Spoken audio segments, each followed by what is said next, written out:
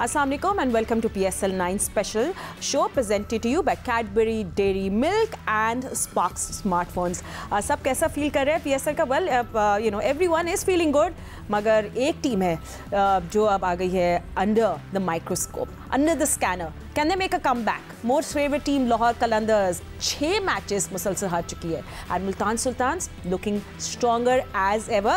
But exciting चीज़ ये है कि कराची का लेग शुरू हो रहा है. That means कराची अपना फर्स्ट PSL मैच आज होस्ट कर रहा है. So आज कौन सा मैच है? Let's have a look. It's अपने होम टाउन में खेल रहे हैं जी. कराची किंग्स, शान मसूद लीड करेंगे इस टीम को और कराची किंग्स आज फेस करेगी इस्लामाबाद यूनाइटेड को. So this is the big match today 7 PM. Karachi Kings looking better. और इस्लामाबाद यूनाइटेड भी चाहेगी कि कुछ रिवर्स करे. तो will be spin and conditions different होंगे. सो लेट्स सी कि what will come into play later on today. But anyway आपको पता है कि स्पार्क स्मार्टफोन्स में हम आपसे रोज़ सवाल पूछते हैं. यू हैव टू आंसर ताकि आप लोग एक स्मार्टफोन जीत सके. तो कल का सवाल ये था जो हमने आपसे पूछा. Let's have a look on the big screen कि PSL 4 का फाइनल कहाँ खेला गया. एनी गेसेस अगर आपने पहले किए थे तो कराची था जवाब. And this is a WhatsApp number जिस पे आप कांटेक्ट कर सकते हैं. एनीवे और आज का सवाल क्या है? Let's have a look again. PSL 9 में कितनी टीमें शरीक है? ठीक है, PSL 9 में कितनी टीमें शरीक है? सही, this is the question. WhatsApp number screen पे है और आप आंसर करें and you can win yourself a smartphone. Anyway हमारे एनालिस्ट भी हमारे साथ मौजूद हैं तो जल्दी से उनके पास चलते हैं. और एक स्पेशल गेस्ट ने भी ज्वाइन किया है. हमारे साथ हैं लाहौर कलंदर्स के CEO आतिफ राना. तो सबसे पहले हम उनको वेलकम करते हैं. फिर स्टूडियो में मेरे साथ हैं senior sports journalist Syed Yahya Hussaini, former test cricketer Sikandar Bakht मेरे साथ मौजूद है, former test cricketer Abdul Razzaq and Pakistan women team की ऑलराउंडर कायनात इम्तियाज़. तो सबके हम कॉमेंट्स लेंगे. बट आतिफ, आई थिंक बहुत सारे सवाल है लाहौर कलंदर्स की. लोगों को सब समझ नहीं आ रहा कि लाहौर कलंदर्स के साथ क्या हो रहा है. You have the best bowling attack, you look the best on paper, but bowling click नहीं कर रही. एंड कुछ कप्तानी के ऐसे डिसीजंस हैं जो फैंस को समझ नहीं आ रहे. सो आपका हम लोग मौक़िफ़ जानना चाहेंगे इस पर. बहुत शुक्रिया. अस्सलाम वालेकुम टू एवरीवन. देखिए, बात ये है कि ऑब्वियसली जो लाहौर कलंदर्स ने बैक टू बैक टाइटल भी जीते और फिर उसके बाद जिस तरह प्लेयर डेवलपमेंट प्रोग्राम किया, लोगों की एक्सपेक्टेशंस बहुत ज़्यादा है लाहौर कलंदर्स से. और उसके बाद आप एक चीज़ आप भूल जाते हैं कि जब हमने ये शुरू किया ड्राफ्टिंग में जिन प्लेयर्स को हमने पिक किया वो प्लेयर अनफॉर्चुनेटली वो प्लेयर जो है वो बाद में वन वे और दी अदर अवेलेबल नहीं हो सके. राशिद खान जो है वो जिस तरह वो इंजर्ड हो गए, उसकी सर्जरी थी. उसके बाद देन एक उसके साउथ अफ्रीका इंग्लैंड के प्लेयर थे, उनको नेशनल ड्यूटी पे जाना पड़ा. राजा पक्सा को उन्होंने NOC नहीं दिया. पहले मैच में डेविड वीजे इंजर्ड हो गए. उसके बाद हारिस रऊफ इंजर्ड हो गए. जब वो पहले आउट ऑफ फॉर्म थे मैच से टूर्नामेंट के एक दिन पहले PCB ने उनका सेंट्रल कॉन्ट्रैक्ट कैंसिल कर दिया. तो मैं समझता हूँ उसकी भी जरूरत नहीं थी क्योंकि कोई टेस्ट मैच या कोई ऐसी चीज नहीं आ रही थी. बट वो आउट ऑफ फॉर्म थे, जैसे ही वो फॉर्म में आए तो वो इंजर्ड हो गए. तो अगर आप टायर बेग वैसे ही इंजर्ड चल रहे थे, तो अगर आप 11 में से हमारे जो 6-7 मेन प्लेयर हैं अगर वो इंजर्ड हो जाएंगे तो डेफिनेटली फिर वो मैं समझता हूँ कि जिस तरह का मुकाबला लाहौर कलंदर ने अभी तक किया है मां सवाए लास्ट मैच के, आप देखें वो तो लास्ट बॉल या लास्ट ओवर फिनिश हुई है. मतलब वो किसी की तरफ वो मैच जा सकता था. तो कोशिश हमने भरपूर की और अनफॉर्चुनेटली हमें उसमें कामयाबी नहीं मिली. एंड आई थिंक सबसे ज़्यादा ट्रेंडिंग जो था आपकी शिकस्त पे बारे में सब बात कर रहे थे was the last over Sikandar Raza को क्यों नहीं दिया गया. He is performing so well throughout the league. So वो भी एक चीज़ थी जो सब फैंस से काफ़ी क्रिटिसाइज़ किया इस बात को.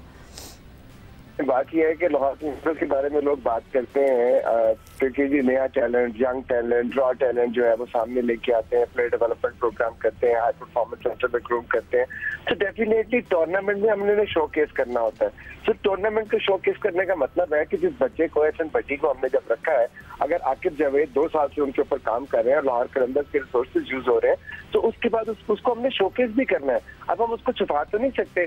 या इसी तरह जहादात खान आप ले लें या इसी तरह आप सलमान फयाज ले लें. अनफॉर्चुनेटली प्लेयर्स और वो बुरे नहीं है लेकिन परफॉर्मेंस नहीं हो सकती. तो अगर हमने ट्राइड एंड टेस्टेड भी जाना होता कि यार हम एस्टैब्लिश प्लेयर को ही रखेंगे. तो रज़ाक भाई आपके साथ बैठे हैं, इनको बड़ा अच्छी तरह पता है हमारे फलसफे का. या भाई बैठे हैं, चिक्कू भाई बैठे हैं, कि ये वाजिद भाई बैठे हैं कि हमने उस वक्त भी ये कहा था कि यार हम यंग टैलेंट पे इन्वेस्ट करेंगे, जिसकी वजह से ना सिर्फ हमें प्लेयर मिले बल्कि पाकिस्तान को भी मिले।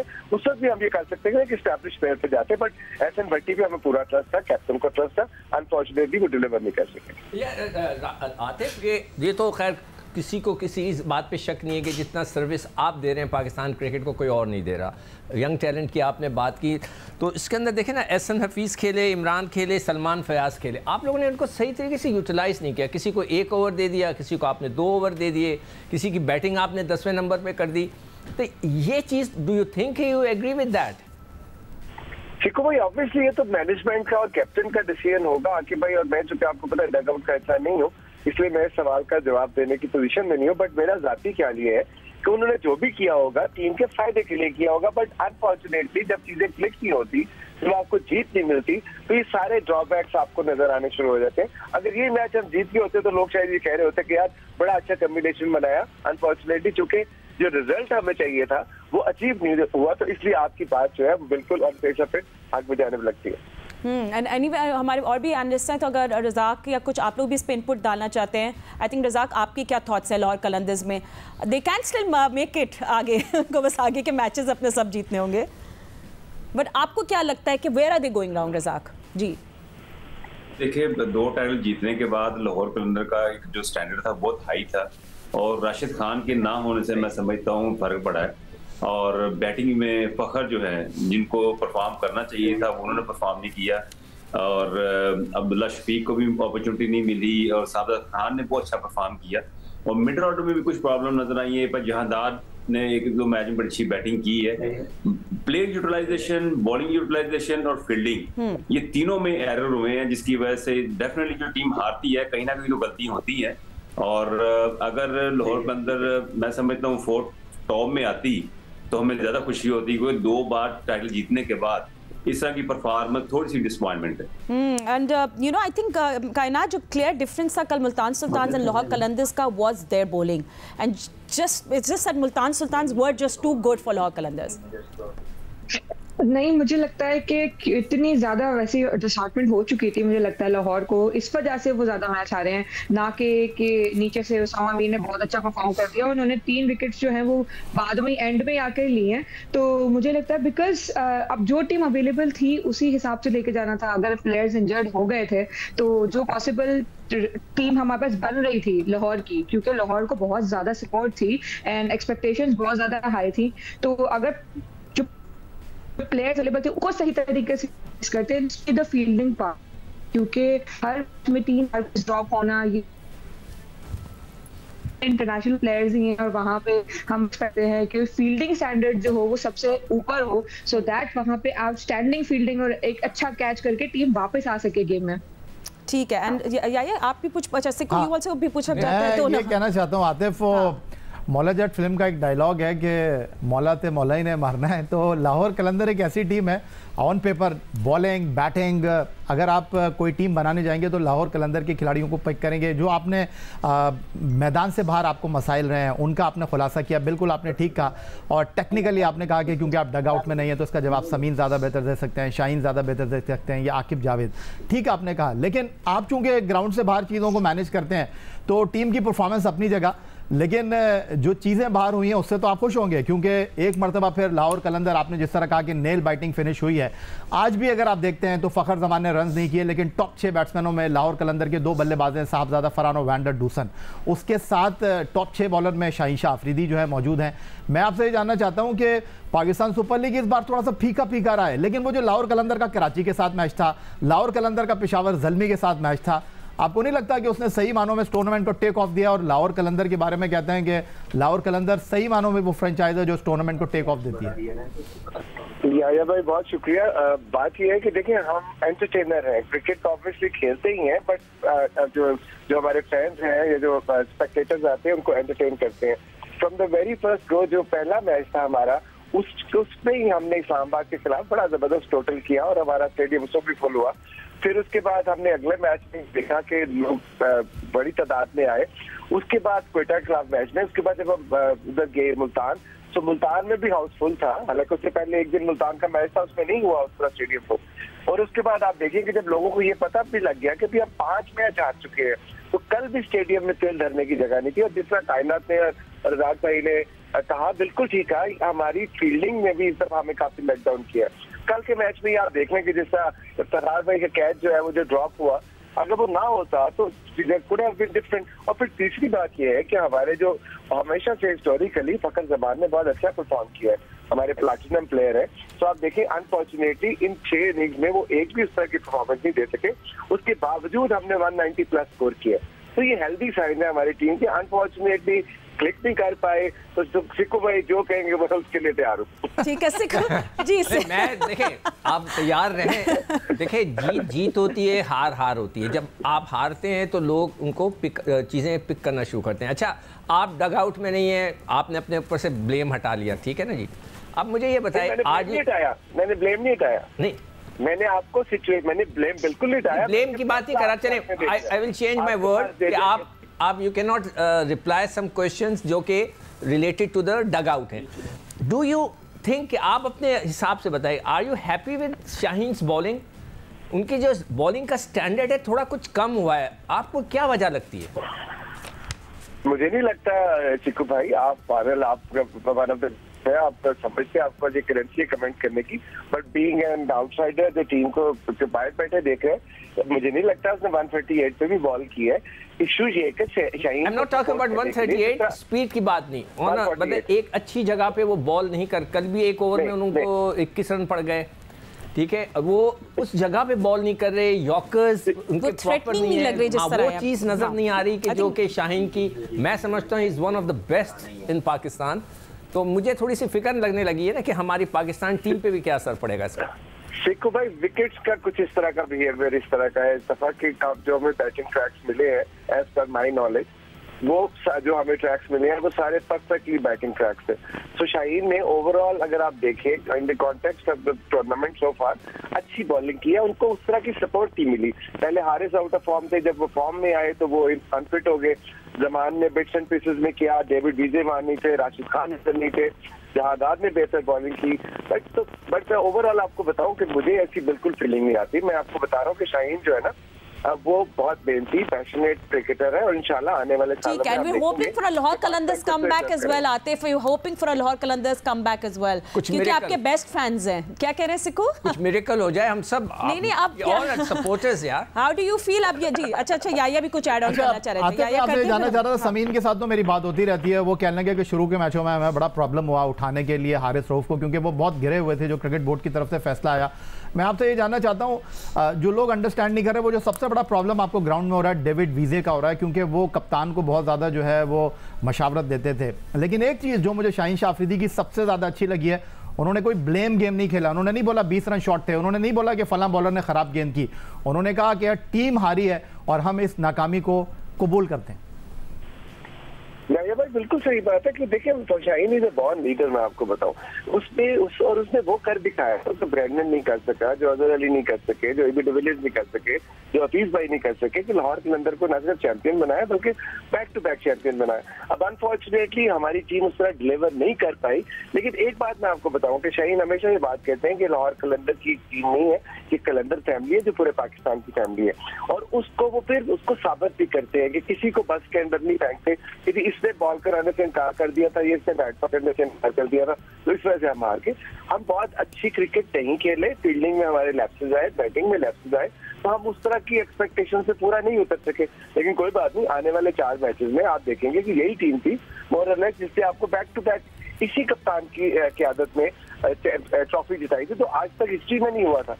तो इंशाल्लाह आने वाले दिनों में आप देखेंगे। ठीक है, we wish you all the best, we wish Lahore Qalandars all the best. And Razzaq, I think अगर हम लोग कल की मैच की बात करें तो एक और जो बहुत स्टैंडर्ड परफॉर्मेंस इनकी थ्रू आउट अभी रही है वो है रिजवान, उनकी कैप्टनसी, जिन्हें कल ग्लव्स नहीं पहने, जिस तरह वो उन्हें ओपनर्स को स्पिनर लेकर आए, ओपनर्स को आउट किया। हाँ सॉरी, 2 कैच बहुत अच्छे लिए उन्होंने, एंड द वे जो उस तरह बॉलर से वो बातें कर रहे थे, जिस तरह वो डिसीजंस ले रहे थे, वेरी वेरी इंप्रेसिव। और ये बहुत खतरनाक कैप्टन हो सकते हैं। आई थिंक हमें हमेशा उनकी कैपेबिलिटी पता थी कि Rizwan is a good captain, but बड़ी खुल के दिख रही है दिस टाइम अराउंड।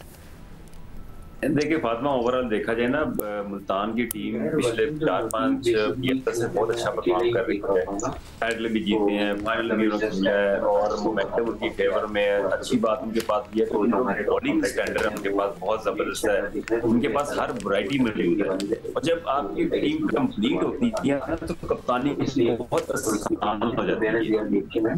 अब अगर रिजवान को लाहौर कलंदर का कप्तान बना दी जाए, टीम को मुल्तान का, तो आपको पता चल जाएगा कि टीम कैसे जीतती है। तो ये चीजें जो है ना, ये चीज चलती आती हैं। ये आपको पता है कि अच्छी टीम हो और आपकी टीम प्ले परफॉर्म कर रहे हो तो ये बड़ा अच्छा होता है कप्तानी के लिए। और Rizwan as a human being बहुत अच्छे हैं, बड़े पोलाइट हैं और बड़े सॉफ्ट स्पोकन है। हमने उनके साथ काम किया हुआ है और प्लेयर की इज्जत भी करते हैं। तो ये बड़ा एक वाइटल रोल होता है कप्तान का, इतना पोलाइट होना।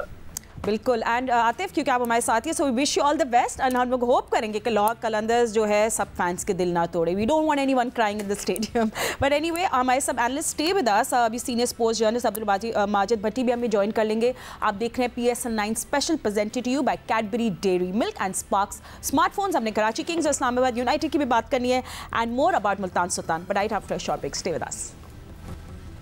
कराची किंग्स ने कहा कि जो कैंपेन शुरू हुई थी इतनी अच्छी नहीं थी, शेकी स्टार्ट था, फिर उसके बाद उन्होंने ज़बरदस्त कम बैक किया, स्ट्रॉन्ग कम बैक। को याद होगा 55 रन से वो लोग अपना मैच हार गए थे against Multan Sultan. So after that the comeback has been interesting और अभी वो कराची में अपने होम ग्राउंड में खेलेंगे। लाहौर कलंदर्स और पेशावर ज़ल्मी को मैचेस में शिकस्त दे चुके हैं, सो उनका कॉन्फिडेंस अच्छा लग रहा है। Islamabad United on the other hand just look to good to be true, मगर फिर उनको डिफीट्स का सामना करना पड़ा मुल्तान सुल्तान, क्वेटा ग्लैडिएटर्स एंड पेशावर ज़ल्मी के दरमियान। सो दोनों टीम्स चाहेंगी वन अप के लिए आज, एंड लेट्स सी क्या होता है। शान मसूद की साइड क्या करेगी, अनुदर शदाब कि क्या है कुछ ट्रिक्स हम देखेंगे। हमारे एनालिस्ट हमारे साथ हैं, उनसी से बात करते हैं। So Kainat, let's come to you first. अच्छा खैर, ये जल्दी से आपको बता दें कराची में ये मैच खेला जाएगा और 7 बजे पाकिस्तान स्टैंडर्ड टाइम सब एक्शन शुरू होगा। Senior sports journalist Abdul Majid Bhatti ने भी ज्वाइन किया, तो वो भी हमें थोड़ी सिचुएशन बता देंगे। But Kainat, let's come up to you, tell us more, what do you think about today's match और ये कॉन्टेस्ट आपको क्या लगता है? I am sure Islamabad United चाहेगी कि वो होम ग्राउंड में कराची को शिकस्त दे दे।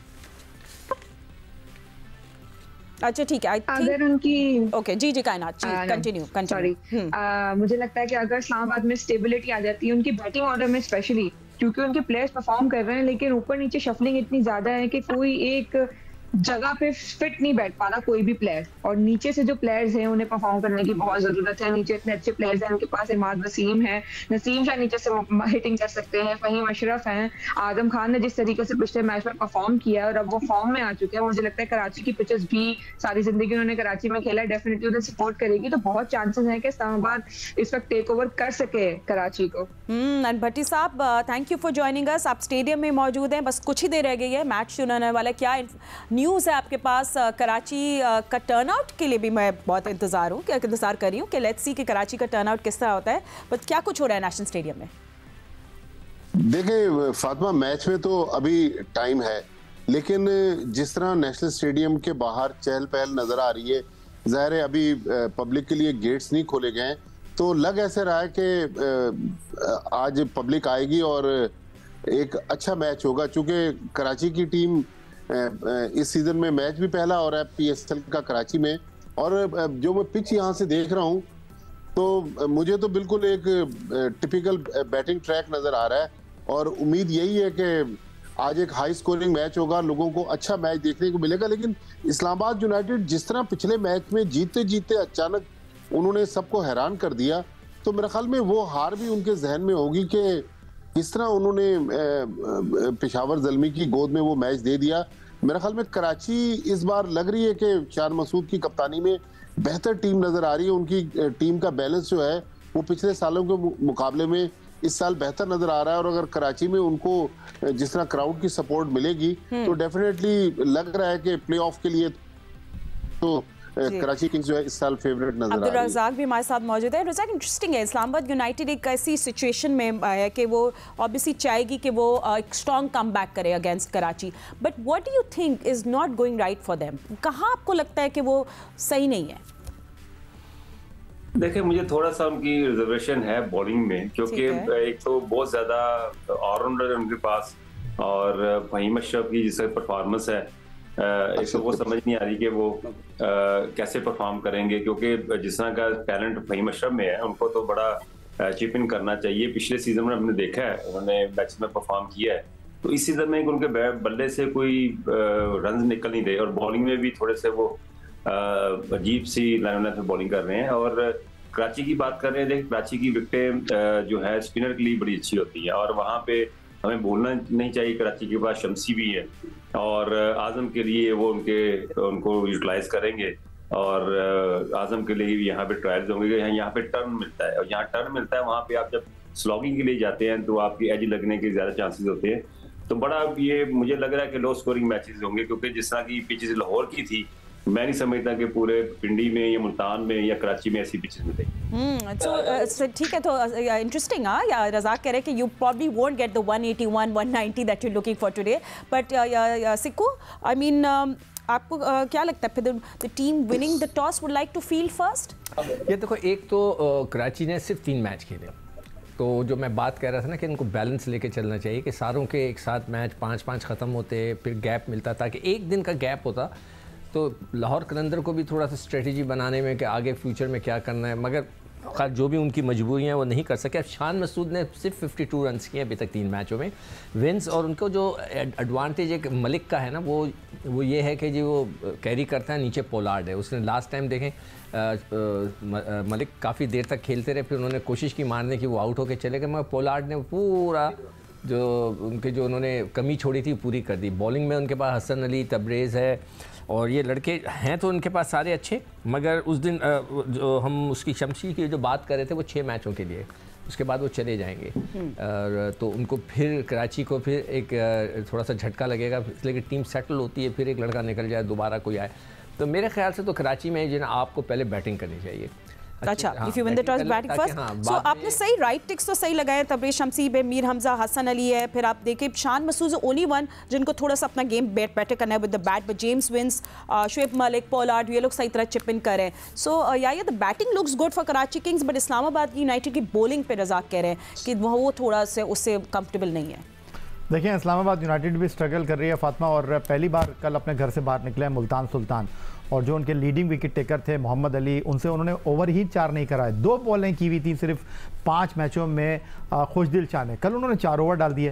फिर उसके अलावा फैसल अकरम कल जिस तरह बॉल कर रहे थे, उनका गेंद जिस तरह निप कर रहा था, ब्रेक कर रहा था, स्पिन कर रहा था, ऐसा लग रहा था कि लाहौर कलंदर के स्पिनर तो यहाँ पर बिल्कुल जो है वो फुटबॉल की तरह बॉल डाल रहे हैं मुल्तान सुल्तान के बैट्समैनों को। बट जिस तरह की टूर्नामेंट की फॉर्मेशन बन रही है फातिमा, मुझे ये लगता है कि 2019 में कोयटा ग्लैडिएटर ने नेशनल स्टेडियम कराची में पाकिस्तान सुपर लीग जीता था, और 2021 में लाहौर कलंदर को शिकस्त देकर कराची किंग्स चैंपियन बनी थी इमाद वसीम की क़यादत में। मुझे लगता है कि पाकिस्तान सुपर लीग सीजन 9 2023 का जो फाइनल है, इस वक्त जो टूर्नामेंट जिस तरह चल रहा है, फाइनल कोयटा ग्लैडिएटर और कराची किंग्स के दरमियान होगा। ये तो प्रेडिक्शन लिख ले जल्दी से, सब प्रेडिक्शन कोयटा ग्लैडिएटर और हम तो आज के मैच की प्रेडिक्शन मांग रहे थे, और ये दोनों कराची की ही टीम है, क्योंकि जो नदीम उमर की टीम है कोयटा ग्लैडिएटर, उसमें ज्यादातर कराची के प्लेयर्स हैं, कराची तो है ही कराची की टीम। अच्छा सही है। सो आप लोग सबसे one वर्ड ईच प्लीज आप लोग बता दें कि आप लोग की क्या प्रेडिक्शंस है आज के बारे में। बट्टी साहब, कराची और इस्लामाबाद। कराची। कायनात। इस्लामाबाद। रज़ाक। कराची। ओके, सिक्कू। कराची। फातिमा। फातिमा। कराची। कराची। मैं कराची में रह के कराची बोलना पड़ा, but you know Islamabad United में पोटेंशियल है to make a comeback, but thank you so much. आपके Karachi. Thank you so much everybody for joining us. We'll see you tomorrow. Allah Hafiz.